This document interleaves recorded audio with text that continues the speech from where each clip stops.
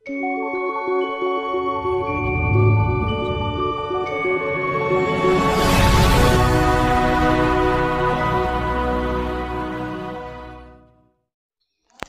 দেখো পুরীর থেকে এসে পর আবার চান টান করে বেরিয়ে পড়লাম। তো কোথায় যাচ্ছি তোমরা সঙ্গে থেকে অবশ্যই জানতে পারবে। আর দেখো ট্রেনের সময় হচ্ছে 1:20, কিন্তু এখন প্রায় 2:30 বেজে গিয়েছে, এখনও ট্রেন ছাড়েনি। আর সামনের যে ট্রেনটা দেখতে পাচ্ছি ওটা হচ্ছে স্বর্ণরেখা।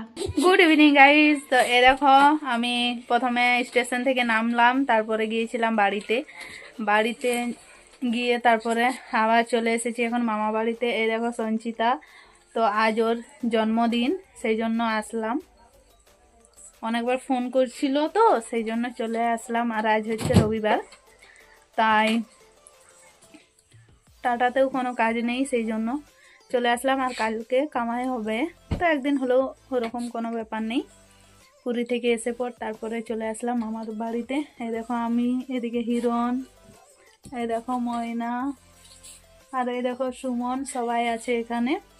আর ওদিকে বাইরে রান্না চলছে, এখনো কেক কাটিং হয়নি। আমার মা আসবে সেই জন্য ওয়েট করছে সবাই। চলো তাহলে পরে আসছি। তো গাইজ এই দেখো এখানে বেলুন সাজানো হয়ে গিয়েছে, এরাই সাজিয়েছে, আমি তো কিছুক্ষণ আগে আসলাম। এই দেখো এরকম ভাবে সাজিয়েছে। আর এখানে আছে হচ্ছে কেক, বার কর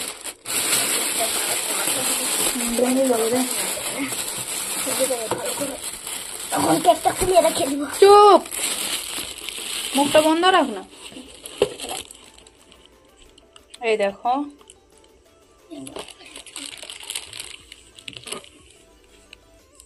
আর বাকি মামি এখন রান্না করছে, মা আসবে তারপরে কেক কাটিং হবে। এই দেখো মা আমার চলে এসেছে, দাদা গিয়েছিল আনতে, তো তারপরে মা আসলো। আর এখন এখানে দাদা হচ্ছে জ্বালিয়ে দিয়েছে মোমবাতিগুলো কেকটার উপরে। তো দেখো কেকটা একটু ফেটে ফেটে গিয়েছে, তো আগের দিনে কেক আনা তাই এরকম হয়েছে। কারণ কি বলতো, আগের দিন দিদা আর সঞ্চিতা গিয়েছিল বাজারে, সেই তখন কেকটা নিয়ে এসেছিল, তো ফ্রিজে রাখা ছিল, তাই এরকম হয়ে গিয়েছে, না হলে আজকের হলে ঠিকই থাকতো। এই দেখো কেক তো সঞ্চিতা কেটে নিয়েছে, তারপরে হচ্ছে এখানে ও ভাবছিল যে কাকে প্রথমে কেকটা খাওয়াবে। তো দেখো এরপরে ওর অবস্থা দেখো, কাকে খাওয়াবে ভাবছে। তারপরে দাদা ডাকলো আর দেখো ওর মুখে মাখিয়ে দিচ্ছে। সঞ্চিতা যেহেতু একটা দাঁত ভাঙা আছে, সেই জন্য কতটা কিউট লাগছে দেখো ওকে দেখতে। আর দেখো এরপরে আবার কাটছে, এরপরে সবাইকে খাওয়াচ্ছে। এই দেখো দিদাকে খাইয়ে দিল। আর সবাই কেক মাখামাখি অনেক এনজয় করেছি, অনেক। তোমরা সঙ্গে থেকে পুরো দেখতে পাবে, পুরো মারপিট চলছিল সবার, কারণ কেক মাখার জন্য। এখানে দাদা কেটে কেটে দিচ্ছিল আর সঞ্চিতা গিয়ে সবাইকে দিয়ে দিয়ে আসছিল, কারণ এখানে সবাই ছিল না। এই দেখো এখানে ময়নাকে আর সুমন, হিরণ সবাইকে খাওয়াচ্ছে, তো সবাই খুব হাসছিল, কারণ দাদা বলছিল যে কেকটা খাওয়াবি তারপরে মুখের মধ্যে পুরো মাখিয়ে দিবি, সেই জন্য। এই দেখো আর সুমনের নাকটা দেখো, নাকের মধ্যেও কেক দিয়ে দিয়েছে। ফ্যামিলির সবাই একসাথে থাকার মজাটাই আলাদা, কিন্তু এখানে মাত্র 3 জন ছিল না, সেটা হচ্ছে বড় মাসি, ছোট মাসি আর আমার মামা, বাকি সবাই ছিল। তো দেখো এরপরে সঞ্চিতার সঙ্গে মারপিট হচ্ছে এদের কেক মাখানোর জন্য। আর আমাকে কিন্তু এখনও কেউ কেক দেয়নি, কারণ আমি ভিডিও করছিলাম সেই জন্য। তো এ দেখো অবশেষে ময়না আর সঞ্চিতার মধ্যে হচ্ছে। আর এরপরে দাদুও চলে এসেছে এখানে। আর এরপরে দেখো সমস্ত কিছু হলো, তারপরে এখন এদের কম্পিটিশন চলছে কে কটা বেলুন ফাটাতে পারে, সেই জন্য। এরপরে চলো দেখি রান্না কত দূর হলো। তো এই দেখো চিকেনের লাল লাল ঝোল মামি বানালো, কতটা টেস্টি হয়েছে দেখো, আর খেতেও খুব ভালো হয়েছিল। তো তোমাদেরকে একবার নেড়ে চেড়ে দেখিয়ে দিলাম। আর কি কি আছে তোমরা মেনুটা একবার দেখে নাও। বানিয়েছিল হচ্ছে পায়েস, তারপরে লুচি। তো এই দেখো এখানে পায়েস হাঁড়ির মধ্যে ছিল, আর লুচিটা মনে হচ্ছে রান্নাঘরেই ছিল, একটু আনতে লেট হয়েছিল, সেই জন্য তোমাদেরকে একটু লেট করে দেখালাম। পায়েসটা অনেক আগেই বানিয়েছিল।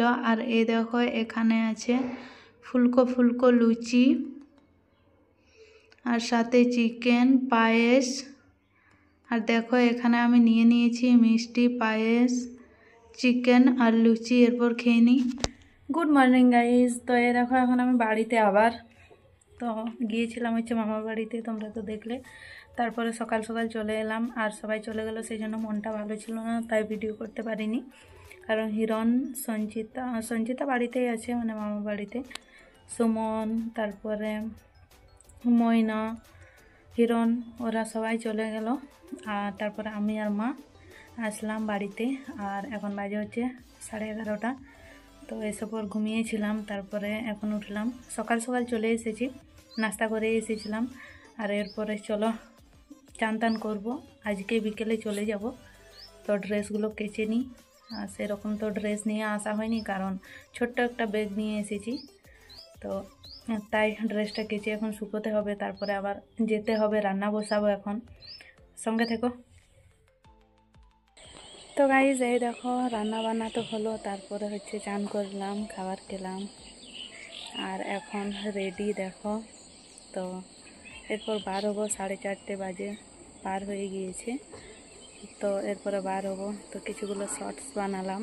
আর ময়না তো নেই, সেই জন্য ফোন ধরে দেওয়ারও কেউ নেই, যেটুকু পারলাম এমনি রেখে পর বানালাম।